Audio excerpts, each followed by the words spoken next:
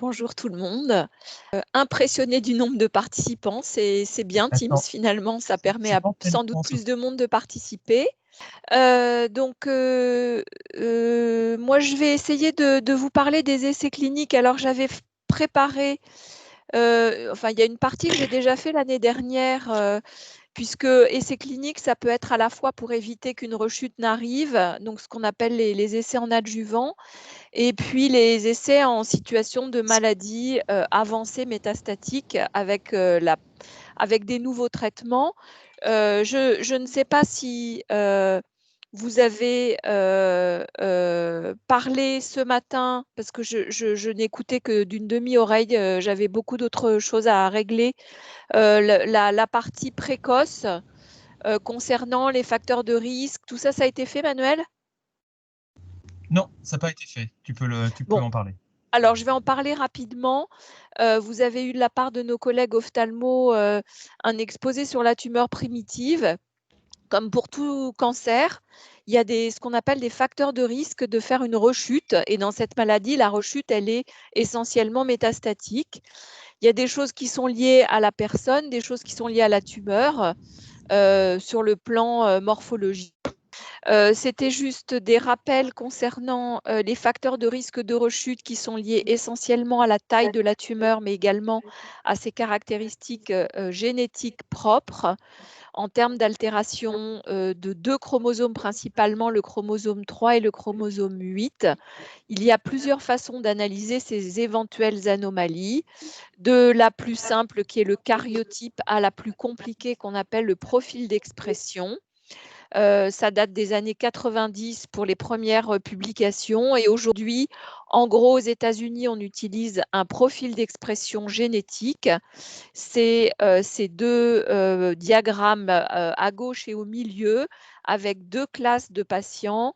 Les patients de classe 1, c'est la courbe du haut qui ont un très très faible risque de rechuter et les patients de classe 2 qui ont, eux, un fort risque de rechute et ça correspond dans les méthodes européennes d'analyse par CGH, en tout cas nous, c'est ce qu'on utilise.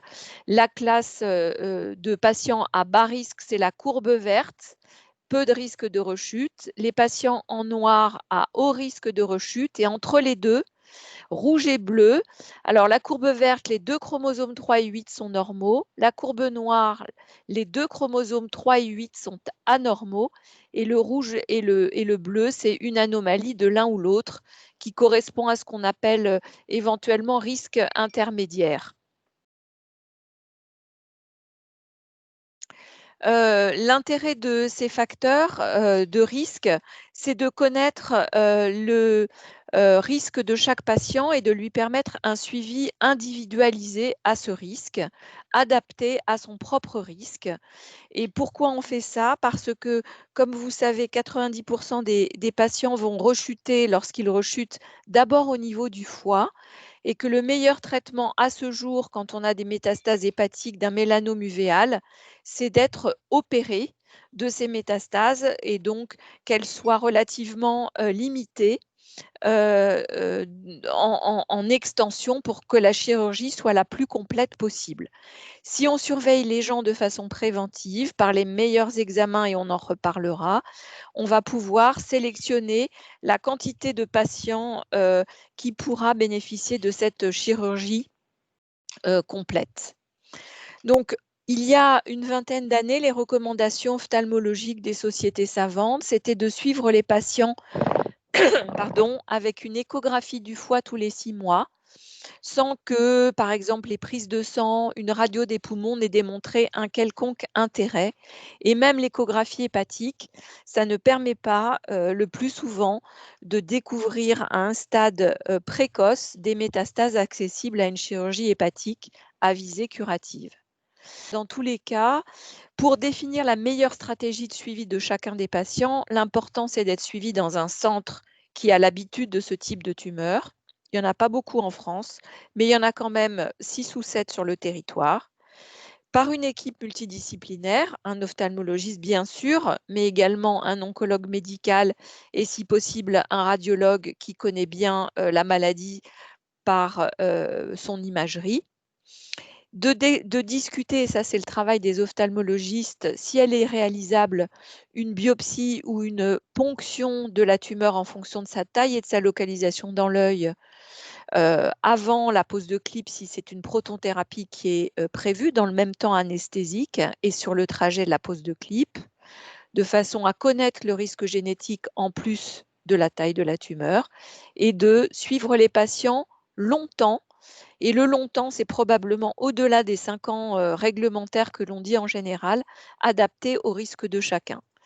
Donc, ce qu'on appelle, nous, le suivi sur mesure, avec 2 catégories, les patients qui ont un faible risque de rechute, des petites tumeurs dont les 2 chromosomes 8 et 3, s'ils ont pu être analysés par génomique, n'ont pas d'anomalie.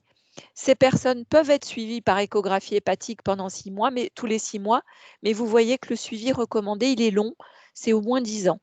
Et on peut faire beaucoup d'échographies hépatiques, il n'y a pas de risque à les cumuler.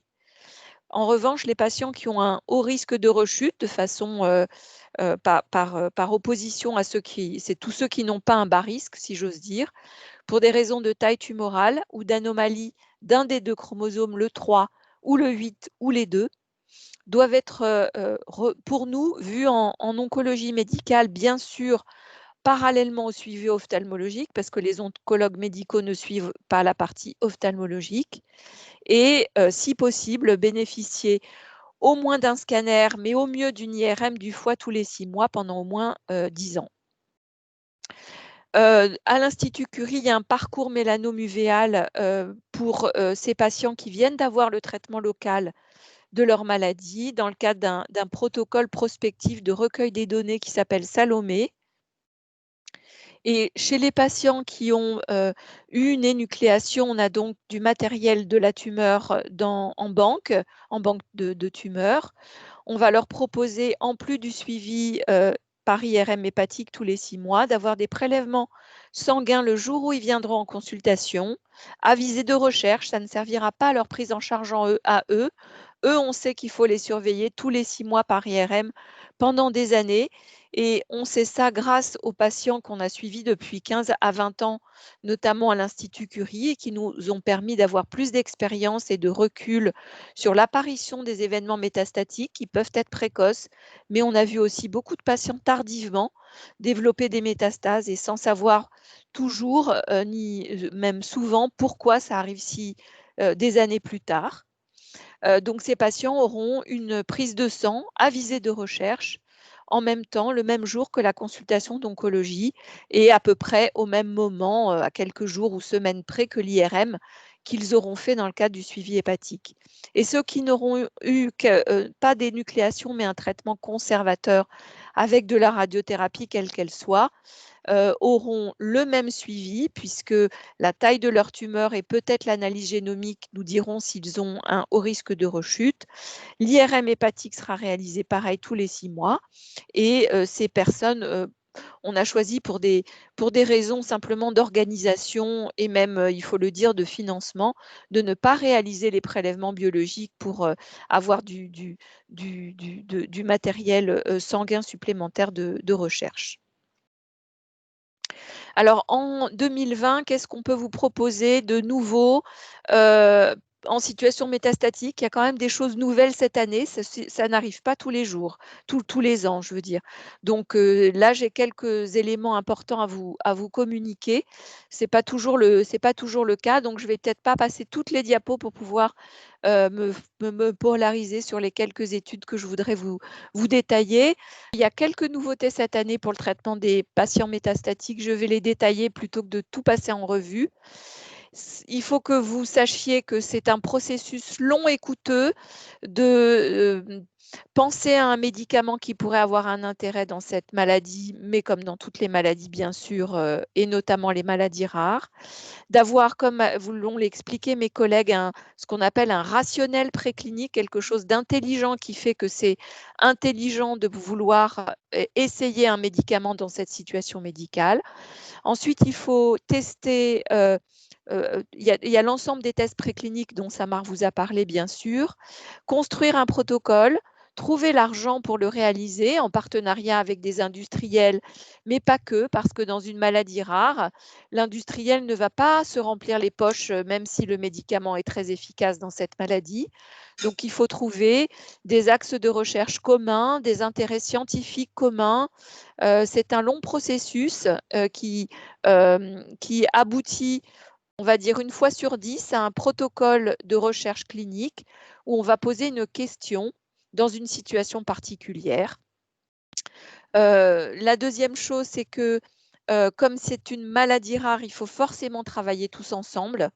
À Curie, il y a beaucoup de patients atteints de mélanome uvéal qui viennent se faire traiter, mais ce n'est pas le cas dans d'autres centres ou dans d'autres pays où il y a quelques cas centre par centre et il faut vraiment travailler tous ensemble pour avancer plus vite.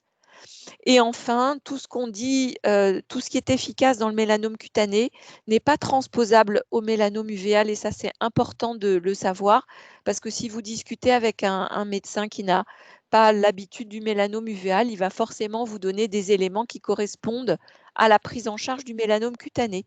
Donc, c'est pas du tout la même maladie, à part le nom, c'est pas du tout la même maladie. Alors, la première information que je voulais vous donner concerne un traitement loco-régional intrahépatique. Avec ce dispositif percutané, c'est une espèce de circulation de CEC pour le circulation extracorporelle pour appliquer au foie. On isole le foie et on va l'infuser avec une chimiothérapie à forte dose, puisque dans la majorité des cas, en tout cas au début, la maladie est strictement intrahépatique. Donc c'est un bain concentré de chimiothérapie pour ce foie qui a des multiples lésions diffuses, visibles ou pas d'ailleurs, puisqu'il peut y en avoir de toute petite taille. Et on va ensuite épurer le foie de cette chimiothérapie à forte dose par le même circuit de extracorporel avec un médicament qui s'appelle le melphalan, qui est une chimiothérapie qu'on utilise à forte dose et dont la toxicité limitante est généralement d'ailleurs hématologique. Donc, c'est un médicament qu'on utilise en chimiothérapie, pas spécialement dans cette maladie, mais en chimiothérapie à forte dose. Il y a une étude en cours qui s'appelle l'étude Focus, qui a commencé il y a 4 ans maintenant, qui était au départ une étude randomisée. Randomisée, ça veut dire tirage au sort entre 2 groupes de patients. Un groupe de patients recevant cette nouvelle technique de perfusion isolée de foie avec du melphalan à forte dose et un deuxième groupe traité, on appelle ça au choix de l'investigateur, c'est-à-dire le docteur qui suit le patient décide avec lui quel est le meilleur traitement parmi les traitements standards disponibles dans sa situation. 240 patients étaient prévus sur 30 sites à travers le monde. C'est une étude internationale et puis menée par le laboratoire Delcat qui veut enregistrer ce dispositif puisqu'il s'agit d'un dispositif médical et non pas d'un médicament pour la perfusion isolée de foie de métastases hépatiques de mélanome uvéal. Et il y a 2 ans, les promoteurs de l'étude ont décidé de façon unilatérale que l'ensemble des patients allaient être traités dans le bras expérimental, c'est-à-dire avec la perfusion percutanée et le melphalan à forte dose, et que donc d'un essai randomisé qui est quand même la seule façon d'avoir une preuve scientifique qu'un traitement est meilleur que l'autre, on se retrouve avec des patients qui sont tous traités de la même façon et que l'on va comparer à ce qu'on appelle des cohortes historiques, c'est-à-dire des groupes de patients qui ont reçu un traitement X ou Y dans la même maladie, mais qui n'ont pas été traités de façon prospective, c'est-à-dire avec un traitement au fil du temps, un suivi au fil du temps. Là, on les regarde rétrospectivement dans le rétroviseur et ce n'est pas du tout la même chose en termes de preuves scientifiques. En septembre de cette année, sur les 240, il y a 102 patients qui ont été inclus dans cette étude. Je ne sais pas du tout où elle en est. Nous étions partenaires de cette étude. On était l'un des centres investigateurs et au vu de la décision unilatérale il y a 2 ans, on a décidé d'arrêter de participer parce qu'on ne peut pas changer les règles d'une étude en cours de route pour que tout le monde reçoive le traitement expérimental qui n'a pas encore fait la preuve de son efficacité. C'est ce qu'on appelle une question méthodologique. Et peut-être qu'avec les événements récents de la pandémie, vous êtes un peu plus familier avec ce type de problématique. L'immunothérapie, vous voyez ma diapo? Oui. Parfait. Donc, il y a 2 grands types de médicaments d'immunothérapie, ce qu'on appelle les anti-CTLA4, comme l'ipilimumab ou le tremelimumab, et une deuxième classe plus récente qu'on appelle les anti-PD1 et anti-PDL1, comme le nivolumab ou le pembrolizumab, qui sont des médicaments utilisés dans le traitement d'autres cancers, comme par exemple le mélanome cutané ou le cancer du poumon, et qui ont révolutionné la prise en charge de ces maladies à un stade avancé et maintenant également à un stade précoce. Donc forcément, ces médicaments ont été utilisés dans le cadre du mélanome uvéal métastatique avec différentes séries publiées, très peu de séries prospectives ou d'essais prospectifs. Ce qu'on peut dire globalement, le pavé du haut concernant les anti-CTLA4, c'est que différents dosages ont été utilisés, seuls ou associés à de la radiofréquence, c'est-à-dire une destruction par la chaleur globalement de métastases hépatiques associées à des perfusions de ce médicament, ou associées à une chimiothérapie, que globalement, on a, si on collige l'ensemble des études, le taux de réponse est de 5% de l'ensemble des malades traités, et que parfois, ce médicament est associé à des toxicités très sévères. Pour ce qui concerne la deuxième génération d'immunothérapie, ce qu'on appelle les anti-PD1 et PDL1, ces médicaments sont mieux tolérés. Leur efficacité est variable dans des études de petite taille, avec un taux de réponse qui est de l'ordre de 6%, donc ce n'est pas très différent. En revanche, chez les patients répondeurs, une amélioration de la survie. La combinaison de ces 2 types de médicaments, ce qui a d'ailleurs été fait et dans le mélanome cutané et dans le cancer du poumon, a été testée dans 2 études prospectives, une américaine et une espagnole, qui sont à peu près arrivées sur le marché en même temps. Et l'étude américaine a été publiée il y a quelques semaines dans un grand journal de cancérologie américain qui s'appelle le JCO, par une équipe du MD Anderson à Houston, au Texas. C'est une petite étude sur 35 patients, dont 33 seulement sont évaluables et 20 ont été traités en première ligne de traitement. Donc, première ligne, ça veut dire c'est le premier traitement systémique qui a été proposé aux patients en situation métastatique. On combinait dans cette étude le nivolumab et l'ipilimumab aux doses habituellement utilisées dans le mélanome cutané, association des 2 médicaments pour 4 cycles, puis entretien par nivolumab seul toutes les 4 semaines, suivant un schéma classique utilisé dans le mélanome cutané. Dans cette étude, le suivi médian, c'est-à-dire le recul qu'on a pour l'ensemble des patients, est de 13 mois, c'est-à-dire à peine plus d'1 an, ce qui n'est pas beaucoup, mais ce qui permet d'observer l'efficacité ou pas, ou la non-efficacité du médicament sur les patients évaluables. On peut dire que le taux de réponse est intéressant puisque 18% des patients ont eu une diminution de leur maladie métastatique d'au moins 30%. C'est le diagramme A, donc tous les patients qui ont une diminution, donc qui sont sous la ligne horizontale du 0 à droite, en vert, en ocre et en bleu, ont une diminution, alors pour les verts et les 2 premiers ocres, significative, c'est-à-dire d'au moins 30%. Pour les autres, c'est ce qu'on appelle une maladie stable ou une réponse mineure. Et la partie gauche, les patients en rouge, sont ceux qui ont eu une progression de leur maladie. Le diagramme B, il vous montre pour les différentes catégories de patients, en bleu les stables, en ocre les répondeurs, la durée pendant laquelle cette maladie a répondu ou a été stable. La croix noire sur la barre de chaque patient, ça veut dire qu'il a stoppé le traitement.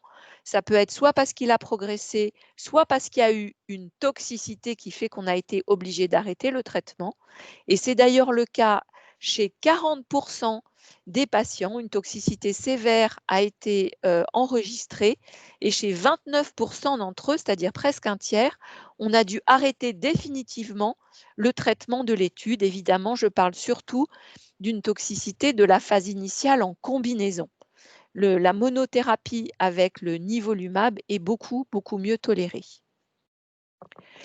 Ce qui est aussi important à connaître dans cette étude, c'est que donc un patient a développé une réponse complète, 5 une réponse partielle. Donc complète, les cibles tumorales, les nodules ont complètement disparu. Partiels, ils ont régressé d'au moins 30%.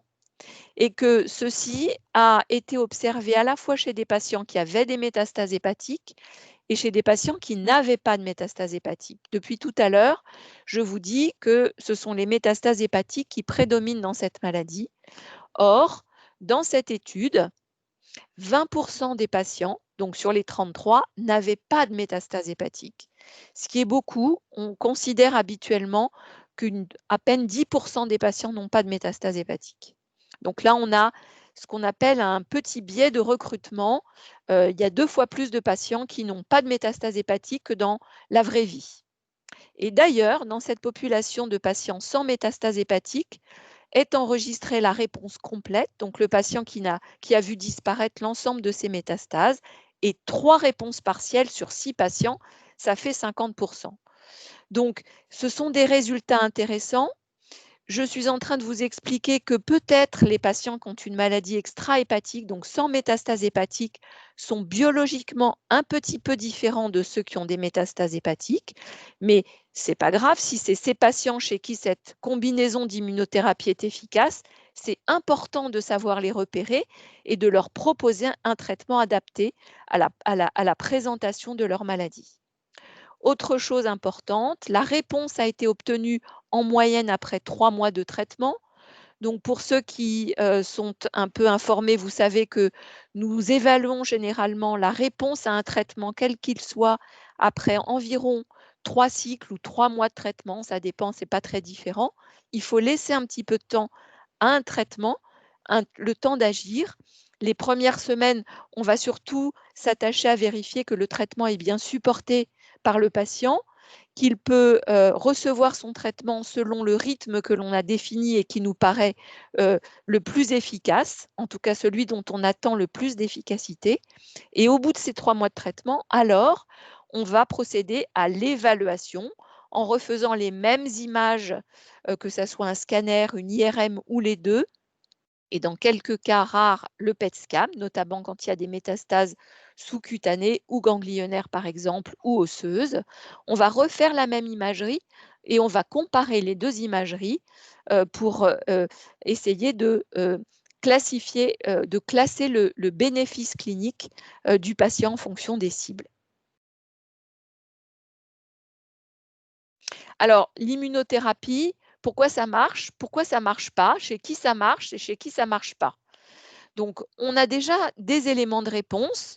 Premièrement, l'existence d'une faible charge mutationnelle comparée au mélanome cutané ou au cancer du poumon dans le mélanome uvéal. Deuxièmement, la présence de très peu de néo-antigènes qui puissent être des cibles pour les lymphocytes tueurs. Enfin, une expression des antigènes PD-L1 sur les tumeurs, sur les métastases de mélanome uvéal ou la tumeur primitive qui est relativement faible, aux alentours de 10%. Et enfin, des éléments qu'il va falloir creuser, la structure anatomique de l'œil qui fait naturellement barrière aux cellules immunitaires, et le foie qui est le premier filtre du sang qui vient du tube digestif. En fait, le foie, c'est un espèce d'équilibre entre une barrière immunitaire contre les bactéries ou les virus qui pourraient entrer dans le tube digestif et puis une espèce de tolérance, par exemple, vis-à-vis des antigènes qui proviennent de l'alimentation. Donc, c'est un organe immunomodulateur, le foie. Et on cherche encore, on n'a pas toutes les explications pour savoir pourquoi cette maladie apparaît en premier et le plus souvent dans le foie quand elle fait des métastases. Pour autant, il y a certains malades qui bénéficient de l'immunothérapie et on en a d'excellents exemples à l'Institut Curie. Et il est très important d'étudier ces patients sur le plan de leur histoire clinique, mais également sur le plan de leurs images et enfin sur le plan biologique, avec des prélèvements sanguins, ce qu'on appelle des immunomonitoring, des prélèvements tumoraux qui vont permettre à l'ensemble des chercheurs de réaliser des analyses pour essayer de caractériser cette personne, ce patient répondeur, cette tumeur qui a bien réagi à l'immunothérapie.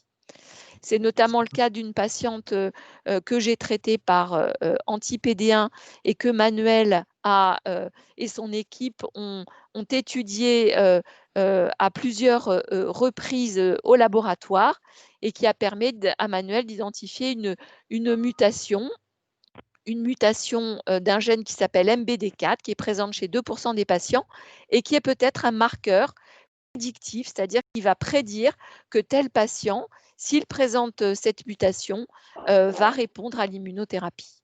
Donc, on apprend beaucoup des réponses à l'immunothérapie. Donc, comment on peut améliorer la réponse antitumorale dans ce mélanome si particulier, avec des résultats qui sont quand même, on peut le dire, mitigés en utilisant les immunothérapies classiques. La première, et c'est la cartouche A, c'est d'utiliser la vaccination. Et notamment, on pourrait utiliser ce qu'on appelle des cellules dendrites, des cellules immunitaires qu'on va éduquer, qu'on va charger avec des antigènes spécifiques des cellules de type mélanocytaire, de façon à déclencher une réponse immunitaire spécifique antitumorale. La deuxième possibilité, c'est ce qu'on appelle l'immunothérapie adoptive, c'est la cartouche B. Donc là, on va aller chercher dans des métastases hépatiques des cellules immunitaires, ce qu'on appelle les TILS, les lymphocytes qui sont autour de la tumeur. On va les in vitro au laboratoire, on va les éduquer, on va les expandre, les éduquer, puis les réinjecter aux patients pour qu'ils aillent eux-mêmes attaquer les cellules tumorales. Et la troisième façon d'agir, c'est la cartouche C, c'est d'utiliser un certain type d'immunothérapie qu'on appelle bispécifique. J'y reviendrai. Donc, cette slide, c'est pour vous montrer que l'immunothérapie adoptive, elle a été déjà il y a 3 ans dans une étude américaine, chez 27 patients seulement. Donc, c'est très, très lourd comme traitement parce qu'on a été opérer les patients de métastases. On leur a enlevé des métastases pour aller trouver donc les lymphocytes autour des métastases, les cultiver en dehors de l'organisme du patient et les réinjecter, les expandre et les réinjecter au patient après une chimiothérapie à forte dose. Finalement, sur les 27 patients de l'étude, seulement 20 ont pu être traités par cette chimiothérapie intensive. 6 ont montré une réponse importante au traitement. Donc, c'est le diagramme A avec les 6 patients qui sont sous le trait en pointillé en partant de la droite, un rouge, un bleu, un rouge et 3 bleus et un rouge enfin. Ces patients ont montré une réponse partielle mais de courte durée, on le sait aujourd'hui. Et enfin, une toxicité très importante de cette thérapie adoptive de type T, avec même un patient qui est décédé au cours de la procédure. Vous avez peut-être entendu parler des CAR T-cells, qui sont de nouvelles méthodes d'immunothérapie utilisées notamment en hématologie. Donc, c'est peut-être un espoir dans le cas du traitement de certaines tumeurs solides qui n'ont pas de traitement efficace comme le mélanome uvéal. Alors venons-en à l'IMC-GP100, donc, ou Tebentafusp. C'est un médicament d'une catégorie nouvelle d'immunothérapie qui est ce qu'on appelle une protéine bispécifique. Elle va être capable, cette protéine, de rediriger les lymphocytes T grâce à un récepteur CD3+, contre un antigène mélanocytaire. Donc, en gros, le médicament, il va accrocher d'un côté des lymphocytes T du patient et accrocher de l'autre côté la cellule tumorale via des antigènes mélanocytaires. Et ce médicament, vous allez le voir, a montré des résultats importants et récents.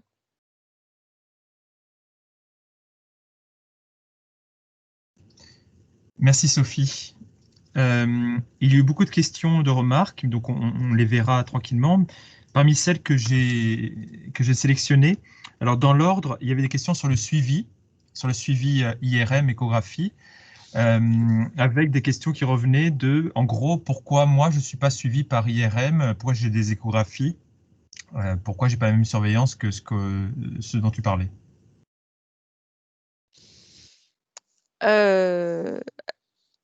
Alors, les propositions de surveillance que j'ai montrées tout à l'heure, ce sont ce sont des référentiels de surveillance que l'Institut Curie applique pour les patients suivis à l'Institut Curie et qui ont été décidés par l'ensemble des docteurs qui s'occupent de mélanome uvéal à l'Institut Curie, les ophtalmologistes, les oncologues, les chirurgiens digestifs, les radiothérapeutes et les radiologues.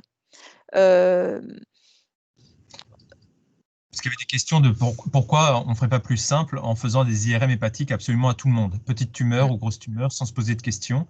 Il y avait une question sur est-ce que c'est irradiant, est-ce que ça pose des risques au long terme? Ça, on peut déjà dire que non, au long terme, ce n'est pas un problème d'irradiation. Mais la question est effectivement pourquoi il y a une stratification? Parce qu'on pense que tout le monde ne bénéficierait pas, en termes de suivi de sa maladie, d'une IRM tous les 6 mois. En fonction du risque, et il peut être minime le risque lorsque la tumeur est toute petite, ça ne justifie pas, de faire des IRM tous les 6 mois. Et je pourrais ajouter que ce n'est pas justifié de faire des IRM tous les 3 mois ni tous les mois. Merci. Il faut bien se donner des règles de bonne pratique et de prescription, comme pour un médicament, en fonction du risque.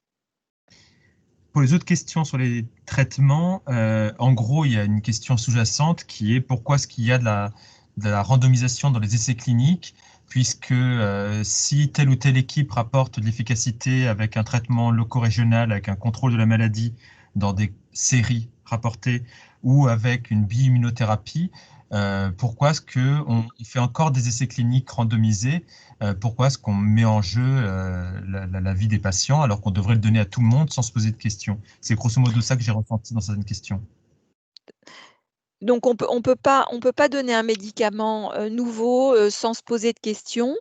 Un médicament doit faire la preuve de son efficacité et pour, des raisons, scientifiques, statistiques, on ne peut, démontrer de façon objective qu'un médicament est supérieur à un autre médicament qu'en tirant au sort, au sens statistique du terme, entre un médicament A et un médicament B. C'est-à-dire que ce n'est ni le docteur, ni le patient qui choisit quel médicament il va recevoir. Et s'il y a un effet qui est prouvé, supérieur du médicament A par rapport au médicament B, c'est uniquement dû à son efficacité puisqu'il a été attribué au hasard à un patient. On a eu des mauvaises surprises dans le passé de, médicaments qui avaient l'air d'être efficaces sur une série de patients, non randomisés. Lorsqu'on les a comparés au traitement standard, ceci n'a pas été, heu confirmé. D'autre part, vous savez, quand on administre un médicament, quel qu'il soit pour n'importe quelle maladie, on doit, nous, docteurs, tenir compte de la balance bénéfice-risque. Chaque médicament administré est associé à un cortège d'effets secondaires et c'est un élément important aussi à prendre en compte, efficacité et tolérance d'un traitement à court terme, là, mais également à long terme. Je peux rajouter même deux petites choses. D'une part, quand on regarde juste fondamentalement les cohortes entre les cohortes de patients, d'histoires de patients entre différents hôpitaux, on ne va pas avoir les mêmes données de survie, d'espérance de vie par exemple, parce que chacun a sa propre pratique, chacun va dépister à sa façon la rechute, et donc il va y avoir des gens on peut avoir des différences qui peuvent aller du simple au double. Donc que dans une équipe en Italie, en Suisse, en Grande-Bretagne, ils nous disent que ça marche bien parce qu'ils sont à 70% par exemple à 12 mois, ça ne veut rien dire si ce n'est pas comparé dans un essai randomisé. Et un autre exemple, tu donnais l'exemple de déception justement quand on passait en essai randomisé, c'est même encore pire que ça parce qu'il y a quelques années, on a vécu une grosse déception aussi avec un médicament qui était le selumetinib, qui dans un essai clinique en phase 2, donc là où on avait déjà 2 bras, où on comparait 2 traitements différents, le selumetinib donnait une belle efficacité. On pensait vraiment que ça serait un bénéfice pour les patients. On est allé jusqu'à la phase 3. Vous avez entendu parler de ça à la télé, effectivement, grâce au Covid. Un essai clinique de phase 3 où on comparait le selumetinib avec la chimiothérapie standard, et ce médicament-là, finalement, ne faisait pas mieux. Donc, il faut être absolument rigoureux parce que parfois, on se rend compte à la fin que ce médicament sur lequel on avait beaucoup investi, on pensait que ça marcherait bien, finalement, ne marche pas du tout chez les patients, pas mieux du tout. Pour répondre à une question que j'ai vue aussi plusieurs fois, c'était comment peut-on savoir si on a une anomalie du chromosome 3 ou du chromosome 8? C'est simplement dans le dossier médical, et donc il faut simplement le demander à son ophtalmologiste ou à son oncologue. Mais il faut bien rappeler que là, on parle de critères pronostiques. En cancérologie, on a beaucoup de critères pronostiques qui diffèrent en fonction du cancer. L'âge, l'état général, déjà, fondamentalement, la taille de la tumeur, l'extension de la tumeur. C'est un critère pronostique parmi les autres. On le cite parce que il est assez utile, assez puissant, mais on pourrait tout aussi bien citer l'aspect histologique de la tumeur, si elle est épithélioïde, sarcomatoïde. On peut aussi citer ce qui était cité avant, l'aspect de l'angiogénèse, les vaisseaux qu'il y a dans la tumeur, des closed loops ou pas, qui sont dans la tumeur. Donc tout ça, en fait, on a, quelle que soit la tumeur, que ce soit du mélanome de l'œil, du cancer du sein, du cancer de l'ovaire ou du cancer du côlon, on a tout un panel de facteurs pronostiques que, justement, c'est l'un des rôles de l'oncologue médical, c'est d'intégrer tout ce panel en même temps pour déterminer le pronostic d'un patient, déterminer les traitements qu'il va falloir faire en fonction de ça et leur efficacité. Donc, les chromosomes 3 et 8, il suffit de demander et on pourra vous le fournir, mais il faut bien avoir conscience que ce n'est pas du on-off, ce n'est pas du blanc-noir. Ça fait partie des touches qu'on a pour évaluer le pronostic d'un patient et donc qu'on intègre en sus de la taille tumorale, comme on l'avait indiqué, ou d'autres critères qu'on peut imaginer.